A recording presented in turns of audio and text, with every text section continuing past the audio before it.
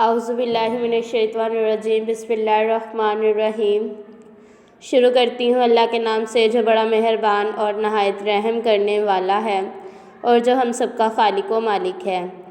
अस्सलामु अलैकुम वरहमतुल्लाहि वबरकातुहू। उम्मीद करती हूँ कि आप सब खैरियत से होंगे। आज मैं आपको जमात चहारम का रियाजी का मज़मून पढ़ाऊँगी। हमारा आज का सबक है कसूर। कसूर को समझना मतलब कसर को समझना। कसूर जमा है कसर की।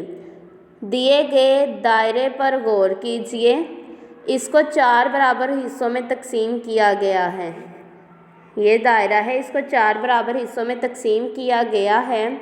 4 में से एक हिस्सा रंगदार है। ठीक है, हम कहते हैं कि दायरे का 1/4 हिस्सा रंगदार है, मतलब 1/4 कसर की मिसाल है। ये क्या है? कसर। 1/4 को हम क्या पढ़ेंगे? कसर। अब कसर की हम तारीफ़ पढ़ते हैं। एक कसर किसी मुकम्मल के एक हिस्से को ज़ाहिर करती है जो कि बराबर हिस्सों में तकसीम होता है। ये है कसर की डेफिनेशन। मेरे साथ एक मरतबा फिर से पढ़ें। एक कसर किसी मुकम्मल के एक हिस्से को ज़ाहिर करती है जो कि बराबर हिस्सों में तकसीम होता है। अब हमने ये तो पढ़ लिया कि 1/4 जो है वो कसर है। अब 1/4 के भी कुछ नाम हैं। 1 को क्या पढ़ेंगे और 4 को क्या पढ़ेंगे, इसकी डिटेल में आपको बताती हूँ। शुमार कुंदा। मुकम्मल के बराबर हिस्सों से लिए गए हिस्सों को शुमार कुंदा से ज़ाहिर किया जाता है। मुकम्मल के बराबर हिस्सों से लिए गए मतलब जैसे हमने 4 में से एक हिस्सा लिया था तो 1 जो है वो शुमार कुंदा है। अब है मुखरिज या नस्ब। मुकम्मल को जितने बराबर हिस्सों में तकसीम किया जाता है उसे मुखरिज या नस्ब नुमा से ज़ाहिर किया जाता है। जैसे कि 4 जो था वो क्या कहलाएगा? मुखरिज या नस्ब नुमा। अब ये थे कसर के 2 हिस्से जो थे शुमार कुंदा और मुखरिज या नस्ब। यहाँ तक आपको अच्छे से समझ आ गई है? चलें आए अब हम इसकी इकसाम पढ़ते हैं। एक जैसी और मुख्तलिफ कसूर। 2 इसकी इकसाम है, एक जैसी और मुख्तलिफ कसूर। हम सबसे पहले पढ़ेंगे एक जैसी कसूर के बारे में। अहमद की अम्मी ने एक जैसे 2 केक खरीदे। उन्होंने पहले केक को 8 बराबर हिस्सों में काट कर एक हिस्सा निकाल लिया। मतलब 8 बराबर हिस्सों में से उसने एक हिस्सा निकाल लिया। उन्होंने पहले केक में से 1/8 हिस्सा निकाला। फिर उन्होंने दूसरे केक को 8 बराबर हिस्सों में काट कर 3 हिस्से निकाल लिए। फिर उन्होंने क्या किया?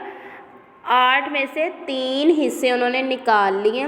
इस तरह दोनों केक एक जैसे बराबर टुकड़ों में कट गए। दोनों कसरों की मुखरिज या नस्ब नुमा एक जैसे हैं। हम इन कसूर को एक जैसी कसूर कहते हैं। मतलब 3/8 और 1/8 एक जैसी कसूर है।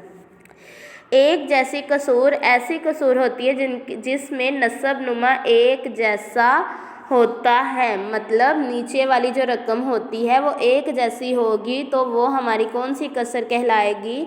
लाइक फ्रिक्शंस, एक जैसी कसूर। ठीक है।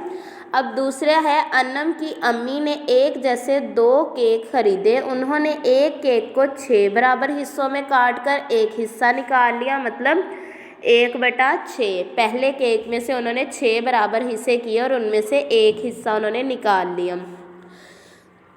उन्होंने दूसरे केक को 8 बराबर हिस्सों में काट कर एक हिस्सा निकाल लिया। उन्होंने दूसरे केक में से 1/8 हिस्सा निकाल लिया। मतलब 1/8 हिस्सा उन्होंने निकाल लिया। इस तरह दोनों केक मुख्तलिफ हिस्सों में कट गए। दोनों कसरों के नस्ब नुमा मुख्तलिफ हैं। क्या मुख्तलिफ हैं? नस्ब नुमा। हम इन कसूर को मुख्तलिफ कसूर कहते हैं। हम इनको क्या कहते हैं? मुख्तलिफ कसूर कहते हैं। 1/6 और 1/8 मुख्तलिफ कसूर हैं। मुख्तलिफ कसूर ऐसी कसूर होती हैं जिसमें नस्ब नुमा एक जैसा नहीं होता। ये थी इसकी इकसाम। पहली इकसाम कौन सी थी? एक जैसी कसूर और दूसरी थी मुख्तलिफ कसूर, लाइक और अनलाइक फ्रिक्शंस, जो कि आपके सामने थी। उम्मीद करती हूँ कि आपको आज के सबक की अच्छे से समझ आ गई होगी। फिर मुलाकात होगी एक नए सबक के साथ। तब तक के लिए अल्लाह हाफिज़। अल्लाह पाक आपको और मुझे अपने हिफ्ज़ व ईमान में रखे, आमीन।